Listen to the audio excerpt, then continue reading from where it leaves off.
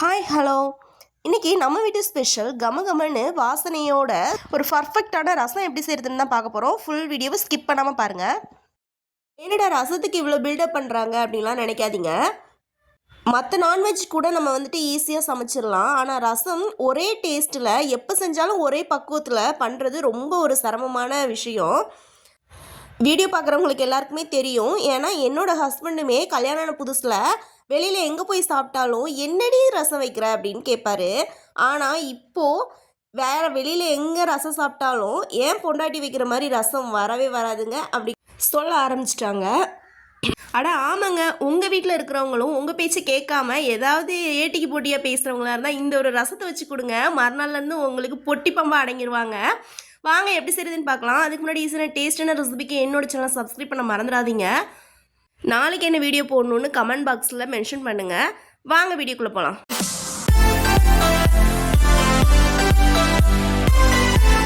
நாலு தக்காளி பழம் எடுத்திருக்கேன். தக்காளி நல்ல பழமாக இருக்கணும். நான் சாப்பாடு வெந்துட்டுருக்கிற சாப்பாட்டில் போட்டு நல்லா வேக வச்சு எடுத்துக்கிறேன். அது எந்த அளவுக்கு வேகணும் அப்படின்னா இந்த அளவுக்கு தோல் உறிஞ்சி மேலில் இருக்க தோல் உறிஞ்சி வர்ற அளவுக்கு வேகணும்.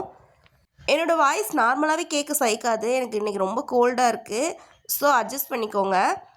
வேக வச்ச தக்காளியை ஒரு பவுலில் எடுத்து வச்சுட்டு இந்த அளவு ஒரு லெமன் சைஸ் புளி டைட்டாக பிடிச்சா இந்த அளவுக்கு இருக்கணும். அதை ஃபுல்லாகவே நான் ஃபஸ்ட்டே வாஷ் பண்ணி வச்சுட்டேன். எப்போ நம்ம புளி குழம்புக்கு சேர்த்தாலுமே அந்த புளியை வாஷ் பண்ணிவிட்டு சேருங்க.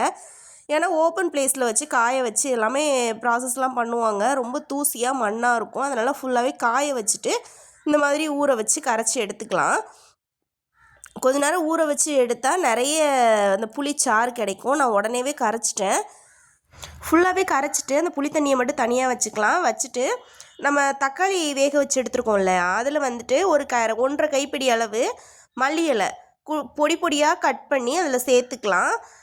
அது கூடவே ஒரு 2லேருந்து 3 கொத்து கருவேப்பிலை ஃப்ரெஷ்ஷாக இருந்தால் ரொம்ப மஸ்ட்டு. எனக்கு ஃப்ரெஷ்ஷான கருவேப்பிலை இல்லாதனால காஞ்ச கருவேப்பிலையை சேர்த்துருக்கேன்.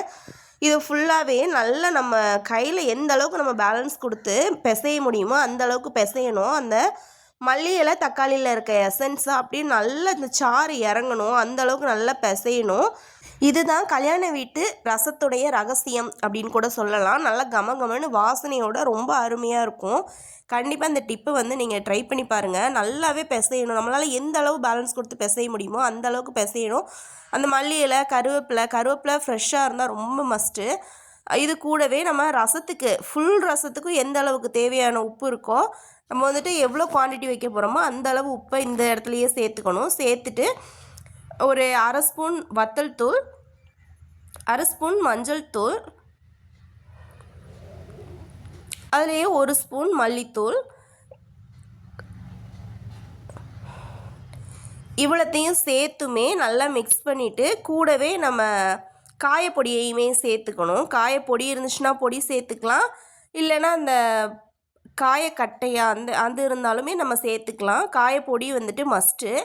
ஒரு 2 பிஞ்ச் சேர்த்துட்டு ஃபுல்லாகவே நல்லா நம்மளால் எந்த அளவு பேலன்ஸ் கொடுக்க முடியுமோ பேலன்ஸ் கொடுத்து நல்லா பிசைஞ்சு விட்டுட்டு நமக்கே தெரியும் இதில் இருக்க எசன்ஸ் எல்லாம் இறங்கிருச்சு அப்படின்னு சொல்லிட்டு அடியில் இருந்த உப்பு எல்லாமே கரைஞ்சிருச்சு நமக்கே ஒரு ஃபீல் வரும். அந்த டயத்தில் நம்ம கரைச்சி வச்சுருக்கிற இது எல்லாமே சேர்த்து நம்ம புளி கரைசல் வச்சுருக்கோம் இல்லையா, அதில் மிக்ஸ் பண்ணிக்கலாம். மிக்ஸ் பண்ணிவிட்டு நம்ம ரசத்துக்கு எந்த அளவுக்கு குவான்டிட்டி தண்ணி வைப்போமோ அந்த அளவுக்கு குவான்டிட்டி தண்ணி ஊற்றிக்கலாம். ரசம் கொதித்ததுக்கு அப்புறமோ இல்லை கூட்டுனதுக்கு அப்புறமோ நம்ம தண்ணி ஊற்றக்கூடாது. அதுக்கு முன்னாடியே நம்ம ஊற்றிக்கணும். இதை மிக்ஸ் பண்ணி இந்த புளி கரைசலை மிக்ஸ் பண்ணிட்டுமே நம்ம கையை வச்சு நல்லா எந்த அளவுக்கு அழுத்தம் கொடுத்து பிசைய முடியுமோ பிசைஞ்சு உப்பு பார்த்துக்கலாம். ஓகே, புளிக்கரைசல் ரெடி ஆயிடுச்சு. ஒரு பர்ஃபெக்டான புளிக்கரைசல் ரெடி ஆயிடுச்சு. இப்போ தாளிக்கிறதுக்காக பூண்டு மிளகு எல்லாமே நம்ம அரைச்சி எடுத்துக்க போகிறோம். அதுக்காக ஒரு சின்ன மிக்ஸி ஜார் எடுத்துருக்கிறேன்.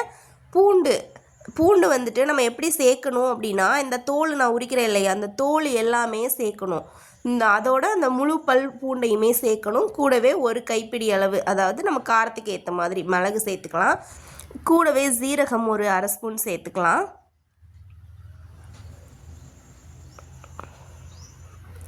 இதுலேயே நம்ம கருவேப்பிலை குச்சி சேர்த்துக்கலாம். நெக்ஸ்ட்டு ஒரு வத்தல், இதை ஃபுல்லாகவே சேர்த்து கொரப்பாக அரைச்சிட்டு வந்துக்கலாம். பாருங்கள், அரைச்சிட்டு வந்துட்டேன். இந்த அளவுக்கு கொரப்பு போதும். ரொம்ப ஃபுல் பவுடர்லாம் ஆக்கக்கூடாது. இந்த அளவுக்கு கொரகொரப்பு போதும். மறுபடியும் தாளிப்பு விட்டுக்கலாம். ஒரு ஸ்டவ்வில் ஒரு பாத்திரத்தை வச்சுக்கலாம். பாத்திரம் சூடானதுக்கப்புறமா ஆயில் சேர்த்துக்கலாம். ஆயில் நல்லா சூடானதுக்கப்புறமா கடுகு, கருவேப்பிலை, காஞ்ச வத்தல் 2 சேர்த்துருக்கேன். 2 கட் பண்ணியிருக்கேன் வத்தலை. இது வந்துட்டு நல்ல ப்ரௌன் கலரில் அந்த வத்தல் நமக்கு தெரியும் அது கருகிருச்சு, அதோடைய ஃப்ளேவர் இறங்குது அப்படின்னு தெரியும். அந்த அளவுக்கு ஃபுல்லாகவே கருக விட்டுக்கலாம். நம்ம இதை தாளிக்கும் போதே ஓரளவு அந்த ரசத்தோட ஃப்ளேவர் வர ஆரம்பிச்சிரும். இந்த ஸ்டேஜில் நம்ம மிக்சியில் கொரகொரப்பாக அரைச்சி வச்சுருக்கோம் இல்லையா, மிளகு பூண்டு எல்லாம், இதையும் நம்ம சேர்த்துக்கலாம். சேர்த்து நல்லா மிக்ஸ் பண்ணி விட்டுட்டே இருந்தால் அந்த ரசத்தோட ஃப்ளேவர் பர்ஃபெக்டாக வர ஆரம்பிச்சிரும். ஃபுல்லாகவே சிம்மில் வச்சு தான் இது பண்ணணும், இல்லைன்னா ஒரு மாதிரி அடி பிடிச்சி ஒரு மாதிரி ஸ்மெல் வர ஆரம்பிச்சிரும். ஃபுல்லாகவே நல்லா மிக்ஸ் பண்ணிக்கலாம். ஃபுல்லாகவே நல்லா மிக்ஸ் பண்ணிவிட்டு நம்ம கரைச்சி வச்ச புளிக்கரைசலை சேர்த்துக்கலாம்.